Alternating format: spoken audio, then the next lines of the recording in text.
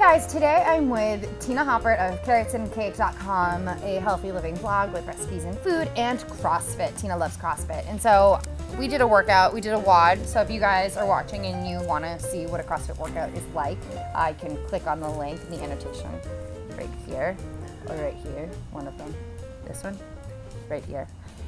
And so I asked Tina, what are the 5 most frequently asked questions when it comes to CrossFit? So I'm gonna just pepper her with a few questions that you guys most likely have unless you are already a CrossFit enthusiast. And if you happen to see a puppy in the picture, we also have a Gast Murphy the pug. So number one question, a lot of people think, I am a beginner, can I do CrossFit? And Absolutely. What's your answer? Absolutely. I get that question all the time, and anyone can do CrossFit for real. There's modifications for every single exercise, so what you see on the CrossFit Games on TV is a lot different than what you actually do in a CrossFit class. So you don't need to be in shape before your first CrossFit class. You can go and you can learn the movements and get a great workout. And the second question is, people want to know, how do they actually get into it? So I've taken a few classes that are called Baseline, and I still feel like I don't have an idea of what CrossFit actually is like. So how does somebody actually get involved with their local box, which is what CrossFit places, studios call their gyms? So if you want to start CrossFit, you can go onto CrossFit.com and look for a local box. Type in your zip code and find the box, or you can just Google to find a local one. Contact them, and usually most boxes have an on-ramp class or an intro class, and you can learn all the movements and kind of get a taste for what CrossFit is before they throw you into a regular class with all the people. So how long is that intro period? Depends on the box. I mean, my box, they do one-on-one sessions, so usually you learn what you need to in about an hour and a half. Sometimes the on-ramp classes, they can be as many as 3 nights per week, and you go for an hour each night. But it really just depends on the box and how they want to teach their new members. And somebody wants to do CrossFit too. Okay, so the third question that people ask a lot is, what is a typical class like? I've been to a few of them, and they always seem kind of different, and you're not exactly working out all 60 minutes. Mm-hmm. So what is a typical class? Again, it's not always the same. It depends on the box, but usually a warm-up that's anywhere from 10 to 15 minutes. It can be a dynamic warm-up. It can be a game. I mean, we've done all sorts of things. Hi, Murph. Hi, Murph. So after the warm-up, you usually work on a strength or a skill. So you might do heavy deadlifts that day, or you'll work on kipping pull-ups, something like that. And then there's the workout of the day, which is anywhere from 5 minutes to, 35 minutes, 45 minutes. It depends on the workout. And that was probably the most surprising thing for me, was that the workout portion is sometimes kind of short. It's only, between 5 and 35 minutes, as you said.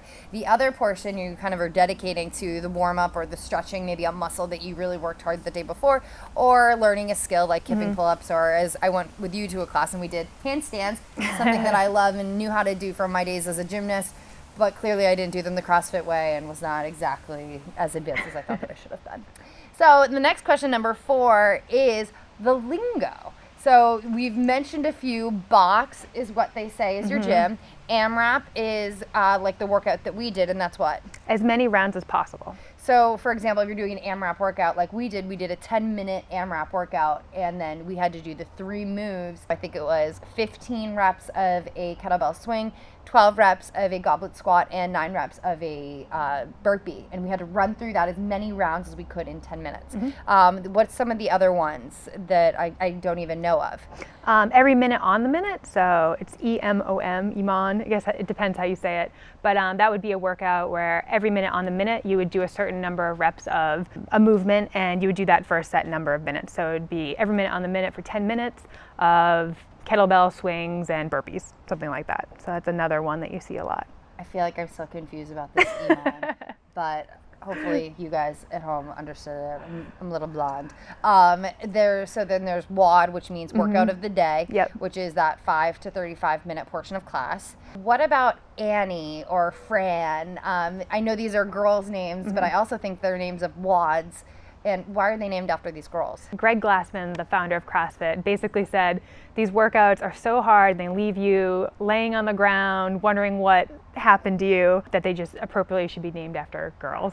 So these are the CrossFit benchmark workouts, and they're pretty tough, and they give you basically a benchmark to compare yourself to other CrossFitters to see how you're doing, and it's a place for you to improve. So the first time you do Fran might not be that great, but if you do it 5, 6, 7 times, your time improves. And the last thing I think people want to know about is the whole paleo diet. Eating paleo is eating lean protein, vegetables. Well, we're not here to talk about paleo, but do you have to do paleo to do CrossFit, and what's the relationship? Paleo, I mean, it's definitely popular in the CrossFit community. You don't have to do it. Some boxes, they do paleo challenges, things like that. But if you don't do it, you know, you're not a weird outsider or anything. And there are a lot of people that they just feel that they need oatmeal every morning and they need beans in their life or dairy. So you definitely don't have to do it.